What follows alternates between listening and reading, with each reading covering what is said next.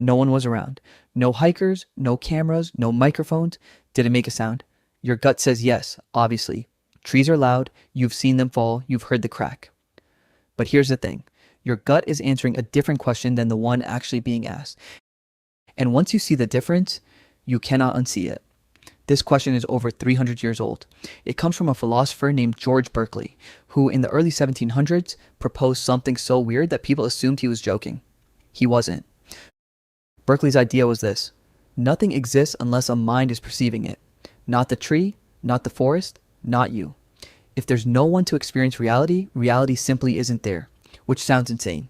But stick with it, because it gets worse. Let's start with what sound actually is. Sound is not a thing. It's an event. When that tree falls, the trunk hits the ground and sends a shockwave through the air. Pressure waves, compressions and expansions rippling outward in every direction. That's it. That's all that exists in the forest. Invisible waves of pressure moving through air molecules.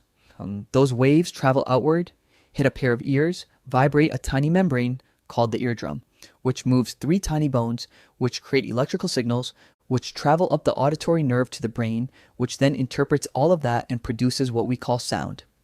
Here's the uncomfortable part. The sound doesn't happen in the forest. It happens inside your head. The forest produces the pressure waves. Your brain produces the sound. So if there's no brain in that forest, there are pressure waves. But is there a sound? That is not a trick question. That is an actual open debate in philosophy, and it splits into 2 camps. The first camp says, yes, sound is a pressure wave. That's what we should call it. It exists whether or not anyone hears it.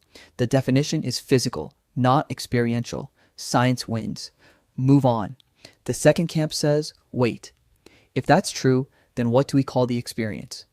The thing that happens inside your head when the wave hits. Because that experience, that actual sensation of sound, cannot exist without a listener. And now you have a problem. Because those 2 things, the wave and the experience, are totally different. And we've been using one word for both of them. This is what philosophers call a category error, mixing up 2 different kinds of things by treating them as if they're the same. It's like asking whether a fire is hot when there's no one around to feel it. The chemical reaction is real. The combustion is real. But heat, as you experience it, that burning sensation on your skin that requires your nervous system to exist. Without a body to feel it, is there heat? Or just energy?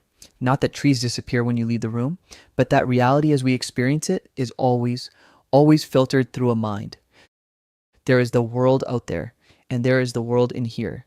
And we spend our whole lives assuming they're the same thing. They're not. Color is another one that breaks this. Red, you see red, I see red. We both agree that fire trucks are red, but here's something neuroscience quietly confirmed and then kind of tried to move on from. There is no red in the world. Surfaces reflect certain wavelengths of light. Your eye has cells called cones that detect those wavelengths.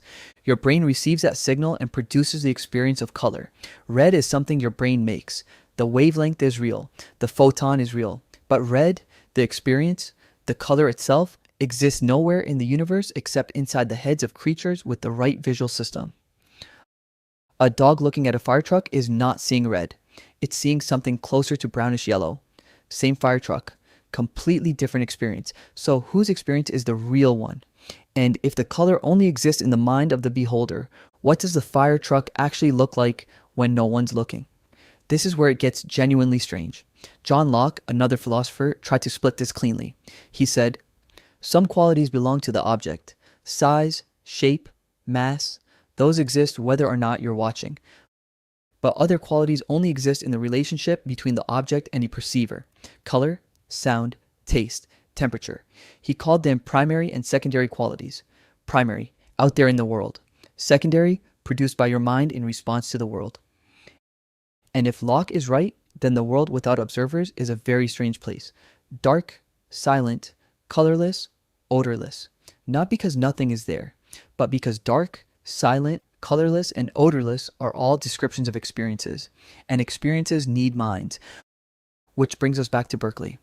Berkeley took Locke's idea and pushed it one step further. He said, if the secondary qualities only exist in the mind, how do you know the primary ones don't? How do you know size and shape exist independently of a perceiver? You've never experienced the world without your mind. You literally cannot. Everything you know about reality came through your senses, through your brain. So when you try to imagine the tree falling with no one around, you're still imagining it.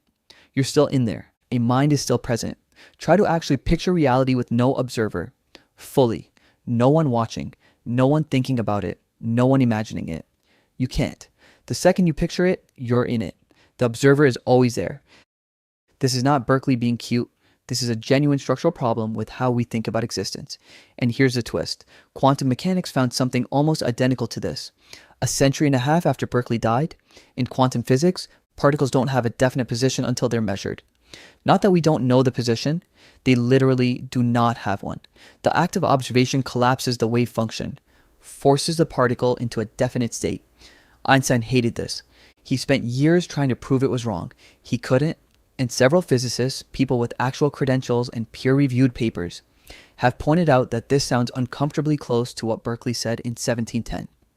Reality might not be fully real until something is there to observe it. Not because the universe needs an audience, but because reality and experience might be more tangled up than we ever wanted to admit. So, does the falling tree make a sound? Here's where it lands. If by sound you mean pressure waves, yes, absolutely. Physics is physics. The wave happens. If by sound you mean the experience of hearing, no, that requires a brain. No brain, no experience. Those are different things, and we've been using the same word for both of them this whole time. But the deeper question, the one that's been underneath this whole thing, is this. Is there a version of reality that exists completely independent of any mind? And the honest answer is, we don't know. We have never had access to a reality without a mind in it. We have never once stepped outside of our own perception. Every experiment we've ever run, every measurement we've ever taken, every observation we've ever made has been made by a mind, using a mind, interpreted by a mind.